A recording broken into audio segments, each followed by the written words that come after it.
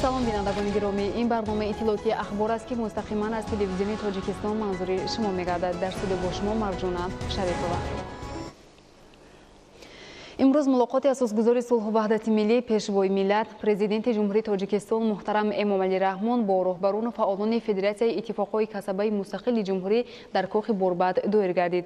президенти мамлакат муҳтарам эмомалӣ раҳмон зимни суханронӣ аз ҷумла баён доштанд ки ҳифзи иҷтимоии аҳолӣ ҳамеша дар маркази таваҷҷӯҳи ҳукумати ҷумҳурии тоҷикистон қарор дошта, аз ибтидои соҳиби истиқлолӣ дар кишвар ислоҳоти иқтисодӣ ба сохторӣ амалӣ гардида, асосҳои меъёрии ҳуқуқи ҳифзи иҷтимоии мардуми мамлакат тадриҷан такмил дода шуданд. гузориши хабарнигорони мо. 24 октябр дар кохи борбад асосгузори сулҳу ваҳдати миллӣ пешвои миллат президенти ҷумҳурии тоҷикистон муҳтарам эмомалӣ раҳмон бо роҳбарону фаъолони федератсияи иттифоқҳои касабаи мустақили ҷумҳурӣ мулоқот карданд. президенти мамлакат муҳтарам эмомалӣ раҳмон дар мулоқот бо таҳлилҳои амиқи вазъи соҳа суханронӣ карда таъкид доштанд ки ҳадафи вохӯрӣ баррасӣ ва муҳокимаи фаъолияти кунунии федератсияи иттифоқҳои касабаи мустақили ҷумҳурӣ дарёти роҳҳои нави таҳкими ҳамкории ҳукумати кишвар бо ташкилоти калонтарину бонуфузи ҷамъиятӣ ва иштироки ин ниҳод дар тадбирҳои ободонию созандагӣ ба хотири рушду пешрафти кишвар аст. сарвари давлат муҳтарам эмомалӣ раҳмон таъкид доштанд ки ҷумҳурии тоҷикистон аз соли 1993 узви комилҳуқуқи ташкилоти байналмилалӣ меҳнат мебошад ва аз ҷониби тоҷикистон 51 конвенсия ва 22 тавсияи ташкилоти мазкур пазируфта шудааст.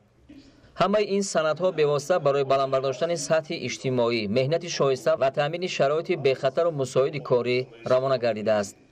ҳифзи иҷтимоии аҳолӣ ҳамеша дар маркази таваҷҷӯҳи ҳукумати ҷумҳурии тоҷикистон қарор дошта, аз ибтидои соҳибистиқлолӣ дар кишвар ислоҳоти иқтисодӣ ва сохторӣ амалӣ гардида, асосҳои меъёрии ҳуқуқии ҳифзи иҷтимоии мардуми мамлакат тадриҷан такмил дода шуданд. бо таъмин гардидани рушди босуботи иқтисоди миллӣ ва ислоҳоти бомароми идораи молияи давлатӣ, даромади буҷети давлат аз 6 миллиард сомонии соли 2009 ба 23.8 миллиард сомонӣ дар соли 2019 расонда шуд, яъне дар 10 соли охир 4 баробар зиёд гардид. дар роҳи ноил шудан ба дастовардҳо дар баробари сохторҳои ҳокимияти давлатӣ иттифоқҳои касаба низ саҳмгузор буда.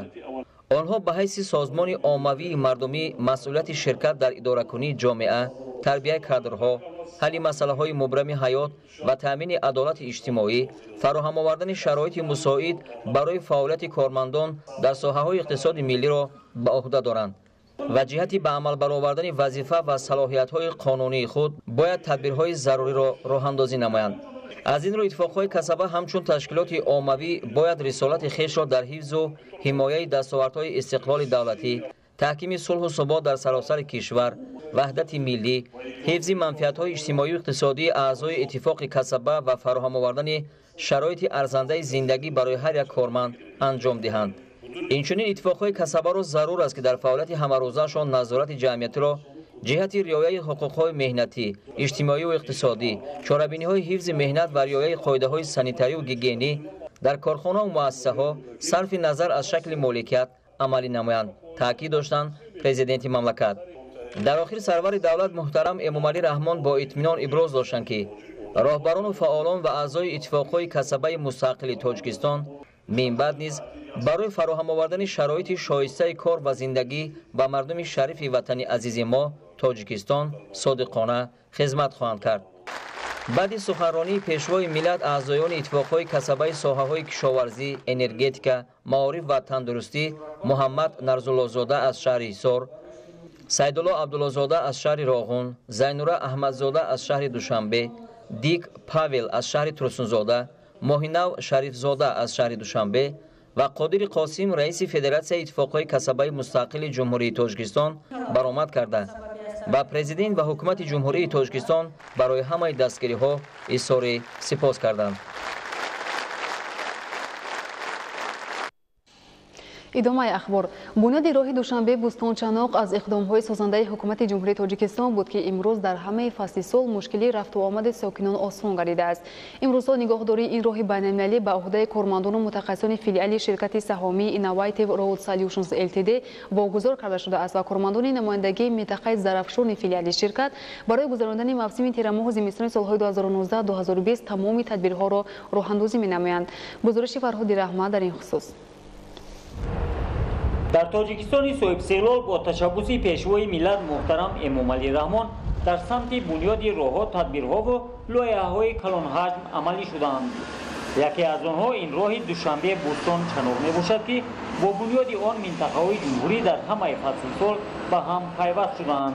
نگهداری و تأمین راه دوشنبه بوستان چناق بر عهده فیلیال شرکت سهامی اینوویتیو رود سولوشنز LTD در جمهوری تاجیکستان میباشد که هدف اساسی این اقدام پیش از همه بهداشت وضع راه مذکور است که پیکر نگهداری 82 کیلومتر راه بین المللی دوشنبه خوجند چناق و نقب شهرستان و ذمه کارگران و متخصصان نمایندگی منطقه ظرفشانی فیلیال شرکت سهامی اینوویتیو رود سولوشنز LTD در جمهوری تاجیکستان واگذار گردیده است. طبق نقشه ذخیره مواد ضد لغزش در قیاس با سال گذشته زیاد کرده شده است. به سنه امروز از 5600 تن مواد ضد لغزشی در نقشه پیشنهاد گردیده 3150 تن در منطقه ذخیره کرده شده است. تکنیک‌های راهداری پرره با زمستان سال‌های 2019-2020 پرره آماده کرده شدند. از کیلومتر 79 انیق‌ترش از برآمدگاه نقب استقلال تا درآمدگاه نقب شهرستان در 4 قطعه و کنار راه همچنین در انبار و نقطه‌های گوناگون از 5600 تن مواد ضد لغزشی به نقشه گرفته شده 2774 از 4 تن مواد ضد لغزش و 375 تن نمک تکنیکی ذخیره کرده شده است. با فرارسیدن فصل زمستان در این منطقه بلندکوهی مملکت بارشات زیاد برای رفت و آمد واسطه‌های نقلیات در راه مذکور مشکلی‌ها پیش می‌آورد. همچنین هنگام فرآمدن یخ و سنگریزه‌ها به ویرانشوی قطعه‌های راه خلل وارد ساختن بر رفت و آمد نقلیات بارکش و مسافربر سبب می‌گردد. تا امروز 85000 متر جویبارهای آهن بتونی شفت راه پرره تازه کرده شدند از سنگ و سنگریزه‌های از کوه آمده. کارها در سمت نگهداری تازه‌کنی جویبارهای آهن بتونی بخفگردانی منطقه‌های خطرناک ادامه دارند در همین سمت. جهت سری وقت برطرف نمودن مشکلات پیش می‌آمده در فصل زمستان در این مؤسسه 30 عدد تکنیک‌های تمغه گوناگون با قسم‌های احتیاطی، زنجیرهای ضد لغزش، چرخ‌های رزینی و روغن‌های مالیدنی و سوزشواری برای احتیاجات ماشین و مکانیزم‌های راهداری دسترس و ذخیره کرده شدند. همچنین علامت‌های آگاهی کننده حالت یخبندی راه در قطعه‌های علاهیده آماده کرده شده روزهای نزدیک نصب کرده می‌شوند. گفته می‌شود که نوبت‌داری شبانه روزی کارگران و ماشین و مکانیزم‌ها از سنه 1 نوامبر راه‌اندازی گردیده محض به شرافت فعالیت پرمحصول کارمندان شرکت سهامی اینوویتیو رود سولوشنز LTD در تاجیکستان راه دوشنبه چناق برای رفت و آمد بی ممانعت شهروندان در همه فصل سال تامین می‌باشد. در زمینه توجه به دستگیری‌های اساسگذاری صلح و وحدت ملی پیشوای ملت پرزیدنت جمهوری تاجیکستان محترم امامعلی رحمان و تلاش‌های پیوسته مقامات اجرایی حکومت دولتی شهر دوشنبه دوام بیش از 2 سال اخیر در حدود پایتخت 61 باغ و گلگشت تجدید نفسوزی کرده شد. زیرشوی تقوی مراد موضوع ادامه می‌دهد. از سال 2017 تا این جانب در 4 ناحیه پایتخت اسماعیل سامانی، شاه منصور، سینا و فردوسی 5 باغ فرهنگی فراغتی نو از جمله باغ واسع، باغ علیشیر نوایی، باغ به نام احمدی دانش، باغ جوانان و باغ کوروش کبیر بنیاد کرده شده. همچنین 6 باغ موجوده خاصه باغ‌های به نام صدرالدین عینی، کل جوانان، باغ به نام ابوالقاسم فردوسی، باغ خیام، باغ کودکان و باغ میرانینکا پرره نوسازی گردیدند. در زمینه دستور و هدایت‌های رهبریت عالی مملکت باغ‌های نامبرده به طلبات زمان معاصر مطابق گردانیده شده با معاصرترین تجهیزات برای استراحت و فراغت ساکنان و مهمانان مجهز شدند. 6 عدد باغ‌های فرهنگی فراغتی که هنوز از سال‌های تأسیس یابیشون یگان بار تعمیر و ترمیم را ندیده بودند پورا در ظرف 3 سال از تعمیر کپیتالی برآورده شدند و آن لوازمات هایی که برای استراحت با فراغت ساکنان گذاشته شده بود که به واسطه تشریف کنندگان استراحت کنندگان از اینها استفاده می بردند، آنها قریب که پورا فرسوده گردیده بیکار گردیده بودند، آنها پورا عوض کرده شدند. باغ‌های نو ساخته شده و به پورگی تجدید گردیده دارای بهترین شرایط استراحت و فراغت بوده. در هر کدام آن امکانیت فراخی برگزار نمودن چورابینی‌های عمومی نیز مهیا میباشد. اینچنین در این زمینه می توان گفت که در حدود باغ‌های فرهنگی و فراغتی شهر دوشنبه آمفی‌تئاترها برای 4569 جای نشست ساخته به استفاده داده شد که این هم یک دستاورد بسیار خوب و بزرگ در ساحه آبادانی است. موجود بودن میدانچه‌های ورزشی و میدانچه برای بازی کودکان، اتراکسیون‌ها، ایوان و صحبتگاه‌ها و دیگر انشاءات ضروری برای تأمین فراغت و استراحت مردم باعث بیشتر گردیدن توجه مهمانان و سیاحان به مرکز فرهنگ و تمدن تاجیکان شهر دوشنبه گردیده است. با تشبث و دستگیری‌های بی‌واسطه و زحمت‌های شبانه روزی رهبریت شهر دوشنبه محترم رستم امامعلی در کارخانه واحد دولتی تجربوی علمی و استحصالی سبزکاری مقامات اجرایی حاکم دولتی شهر دوشنبه کارهای از نوسازی باز با طریق نو زمانوی ساختن این گرمخانه ها به راه مانده شده است. بعدی به انجام رسیدن و درست به راه ماندن فعالیت این گرمخانه ها پرورش گل های موسمی بسیار ساله و هرچی استحصالات در سمت آبادانی زیاد می گردد و برای آبادی و زیبایی کشورمان دیگرگونی کلیه به وجود می آید. طبق اطلاع در دوام بیش از 2 سال اخیر در حدود شهر دوشنبه 61 باغ و گلگشت‌ها بنیاد و نوسازی گردیدند. با دستور و هدایت سرور دولت محترم امامعلی رحمان بیشتر باغ‌های فرهنگی فراغتی پایتخت به نام نابغه‌ها و شخصیت‌های برجسته و تاریخی خاصه نفرانی که در معرفی و پایدار نگاه داشتن فرهنگ و تمدن، زبان و رسم و آیین ملت تاجیک سهمی بارز دارند گذاشته شدند. بنیاد باغ‌های فرهنگی و فراغتی و خیابان و گلگشت‌ها شهر دوشنبه را بسیار زیبا و دیدنی گردانده است. تغییرات نو در باغ فرهنگی فراغتی کوروش کبیر با تشکیل گوشه رمزی، حیوانات نادر و دیگر مجسمه‌های افسانه‌ای منظره باغ را باز هم دلربا نموده است. گزارش همکاران ما. به خاطر استراحت و فراغت ساکنان کشور در خیابان و گلگشت‌ها و باغ‌های فرهنگی و فراغتی شهر دوشنبه گوشه رمزی، حیوانات نادر، مجسمه های افسانوی با شکل و طرح خاصه ساخته شدند که این قناوت کشور ما تاجیکستان و باز هم زیبا شدن شهر دوشنبه را دلالت می‌دهند. واقعا این زیبایی ها و عمق تصورات بیننده و مهمانان بسیار هم نقش کلان را می‌بازد. صاحب اختیاری کشور برای پیشرفت و وسعت سازنده جمهوری ما نقش کلیدی گذاشت.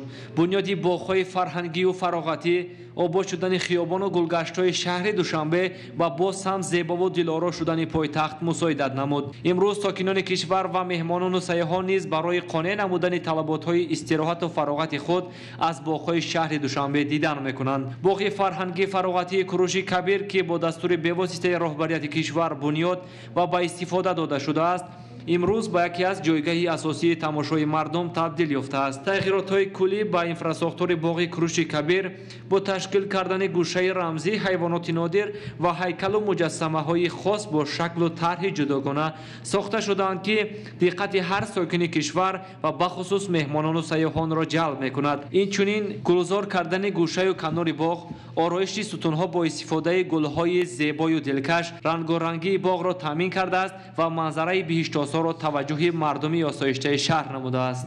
روز به روز دامن این باغ کلند قبای تازه را به بر نموده است، زیرا بنیادی نشستگاه‌های زمانوی عبارت بودن میدانچه‌های ورزشی، ایوان و صحبتگاه‌ها و دیگر انشاءات ضروری برای تامین فراغت و استراحت مردم باعث بیشتر گردیدن توجه مهمانان و سیاحان به مرکز فرهنگ و تمدن تاجیکان شهر دوشنبه گردیده است. به قید گرفته شده است که در دوام بیش از 2 سال اخیر در حدود شهر دوشنبه 61 عدد باغ گلگشتا بنیاد و نوسازی گردیدند. زندگی ارزنده در آن صورت به انسان امکان می‌دهد که او صاحب اختیار باشد و برای حاجت طلبات و مقصدهای خود در عمل باشد. واقعا امروز برای هر فرد تاجیک امکان فراهم آمده است که برای تامین ارزنده زندگی خود و پاسداری ثبات و پیشروی مملکت در عمل باشد. داشتن یک کشور آسوده و گلگل شکوفان به مثل تاجیکستان آرزوی درینه بعضی خلقیت‌ها میباشد. این همه زیبایی و گلگل شکوفایی از شرافت استقلالیت دانسته می شود.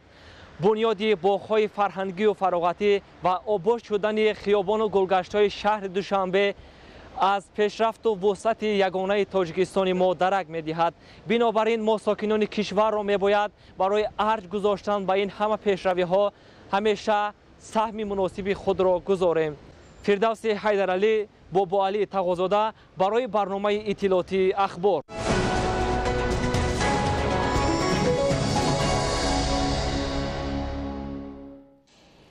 در ولایت ختلان اقدام 60 روز مهنت ضربدار در پخته‌زار اعلان شده است که در دایره این تصمیم تمام قوای نیروی موجوده برای جمع‌آوری بی‌طرفی حاصل پخته روانه کرده می شود. اقدام یکجای پخته‌چینی در روز استراحت با اشتراک صدها نفر کارمندان تشکیلات و اداره‌های ولایت در خواجگی تخم پروری کلاب ناحیه وخش برگزار کرده شد. گزارش خبرنگاران ما از ناحیه وخش. طبق اعلان پیشکی صدها نفر از کارمندان مقامات اجرایی حکومت دولتی ولایت ختلان، تشکیلات و اداره‌های ولایتی، بخش معارف و تندرستی، فرهنگ و اجتماعیات، پاشته و علاقه و دیگر نهادهای ولایت ختلان با امر دل برای اشتراک در حشر عمومی پخته‌چینی و خواجگی تخم پروری کلاب ناحیه وخش رسیپار شدند. چون این حشر یکجایی را اهل مقامات و کارمندان کسب و کار گوناگون کمک رسانیدن به سهامداران و چینکچیان صحرا ارزیابی کردند. این اقدام هر روز یکشنبه جاری می شود و همه ما در این معرکه مهم اشتراک کرده ایستادیم. سهم خود را در این میدان پخته جمع‌آوری میدان پخته سهمگزار هستیم. طور معلوم شد مکان پخته‌چینی انتخاباً در خواجگی تخم پروری کلاب ناحیه وخش راه اندازی کرده شد. حشرچیان با خوشحالی پخته میچیدند و هر یک کیلوگرم دسترنج جمع‌آورده خویش را در آراستن خرمن با شکوه ناحیه وخش مهم می‌دانستند. کارمندان ریاست کار با جوانان و ورزش ولایت ختلان و مؤسسه‌های ورزشی و جوانان به صحرا برآمده پهلوی مرد دهقان قرار گرفته برای جمع‌آوری طلای سفید سهمی ارزنده خود را می‌گذارند و ما همگان می‌دانیم که پخته این بایگری دولت است برای رشد ساحه صنعت و غنی کردن اقتصادیات مملکت نقش بارز دارد. به همین خاطر با اراده قوی و مسئولیت بلندی شهروندی خود ما تصمیم گرفتیم که در روزهای استراحتی پهلوی مرد دهقان قرار گرفته برای سری وقت به تلف جمع‌آوری نمودن پخته سهم مناسب خود را گذاریم. طور معلوم است فصل تیر ماه احتمال تغییر یافتن دارد. از همین خاطر تقاضا می شود که دسترنج با مشقت پرورش نموده اهل زحمت باید به تلف جمع‌آوری شود. از جانب مقامات اجرایی حکومت دولتی ولایت ختلان و ناحیه وخش برای یاردمچیان مسابقه تشکیل کرده شد. از این رو برای صاحب شدن با تحفه ها کارمندان کسب و کار گوناگون کوشش می‌کردند که غالب سبقت پخته‌چینی پذیرفته شوند. اقدام مقامات اجرایی حکومت دولتی ولایت ختلان هر هفته روزهای استراحتی راه اندازی گردیده به همین ترتیب حاصل فراوان صحراها به نابودشوی به نقطه‌های پخته قبول کنی وارد کرده می‌شوند. بینندگان گرامی، نشر نوبتی برنامه اطلاعاتی اخبار خاتمه می‌یابد. خیر، سلامت باشید.